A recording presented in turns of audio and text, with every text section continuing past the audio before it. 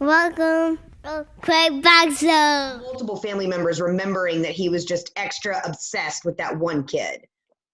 Yeah. But I mean, that alone doesn't, a pedophile make. Like, maybe you can just, be connected more to one kid, especially if those were older and, he knew her as a baby. But then it also, points to 100% typical grooming. But I'm just surprised that there even is that counter argument, You have to. That's called good PR and a good lawyer on his side. Yeah. You have to spin it to give the doubt. That way you get out of whatever case is being built against you. It's all about the doubt. It's not about proving the fact that Mia Farrow did anything. So I think I texted both of you this, that I think Mia Farrow reminded me of Angelina Jolie. Oh, yeah. And so have you guys heard now that she's suing Brad Pitt, saying that he was abusive to the oldest kid? Yes, and her, right? I think it said spousal abuse too. Oh, I didn't see that.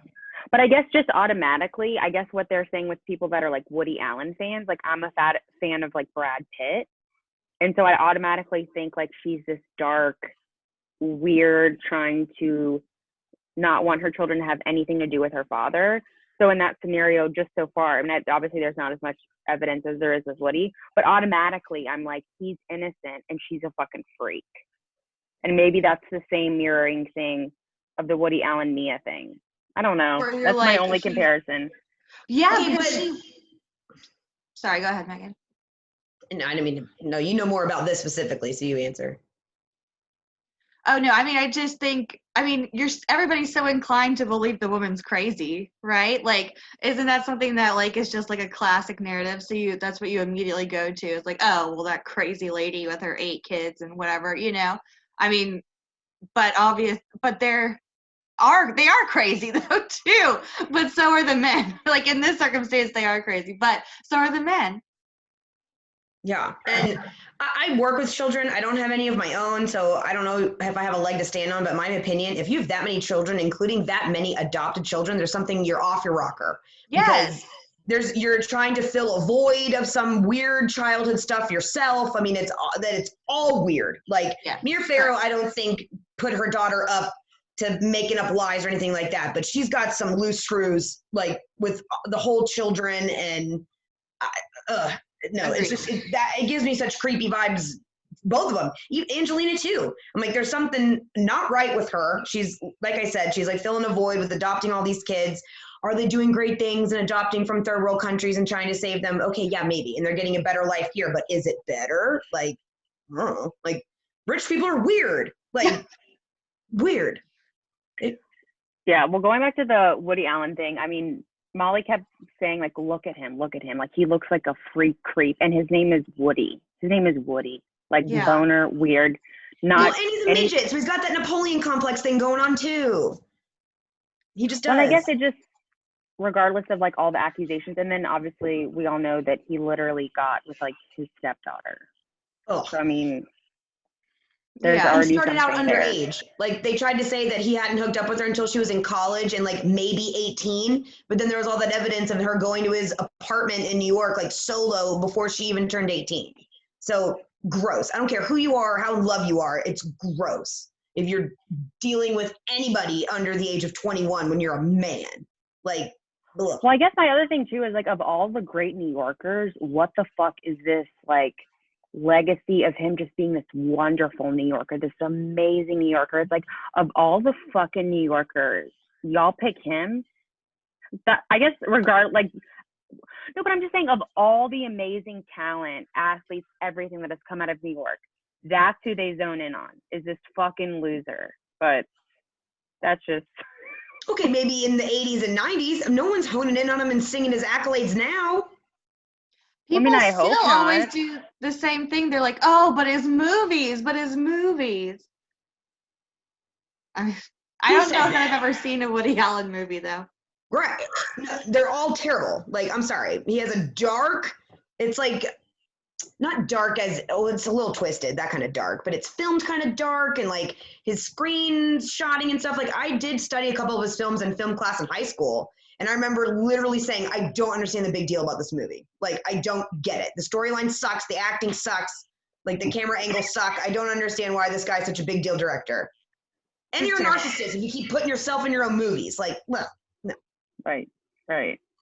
Well, real quick, and then we'll move on. Obviously, I believe like the children, and then I think it just is a testament of like Ronan Farah, who obviously my favorite fun fact was that his like name was Satchel at one point. Yeah. Satchel. But I think all the work that he's done is a testament to like that this really happened to his family. You know what I mean? Well, because he was probably the most scarred from it because he was the youngest, right? Because wasn't he younger than Dylan? Mm-hmm. And so he watched like all of this shenanigans with his older siblings and then had to live a tumultuous life because, I mean, how old was he whenever they like split up? Right. So he had to deal with all the aftermath of his mom and then just hearing his siblings and then watching his adopted sister date his dad, like just weird. And then they disappear from the family, essentially. I think that was like interesting too, where it's just like they're just gone. Like the sibling is gone.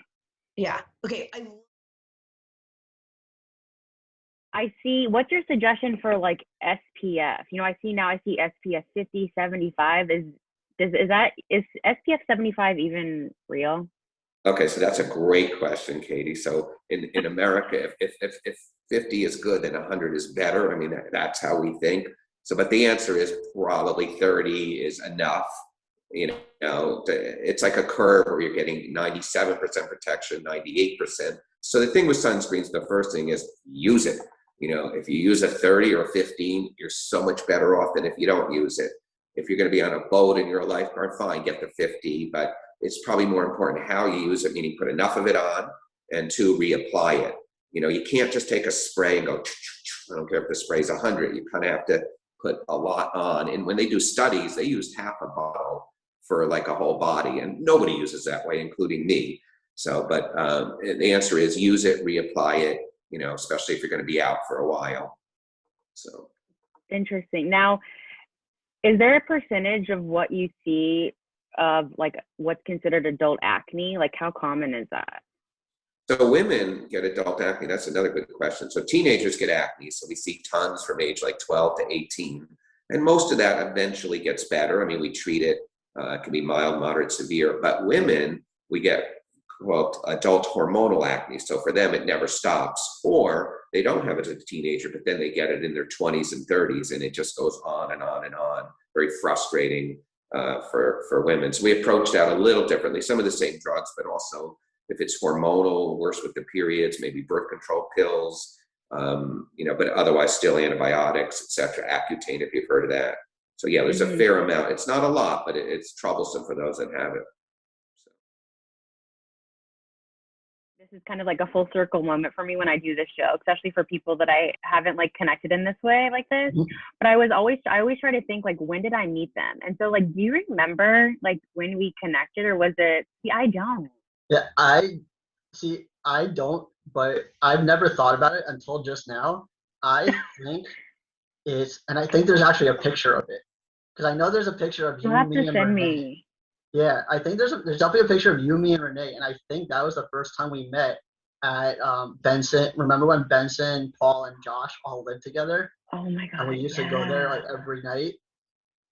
I think that was where we first met. Now it's kind of all coming back to me. But I guess now as I've gotten older, I just feel like everything kind of happens when it's supposed to. Yes. You know, it would have just been a totally different experience. Now I'm going to throw you a curveball. I'm going to see if you remember this.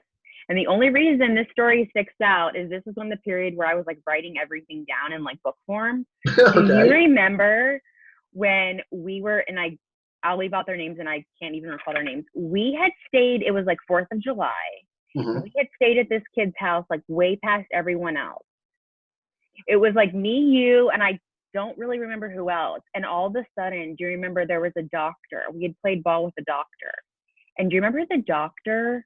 Maybe you had left, like passing out and like blood everywhere. Yeah, I had left and I got a phone call from his girlfriend at the time. I don't know if they're still together, at like 3 o'clock in the morning, waking me up.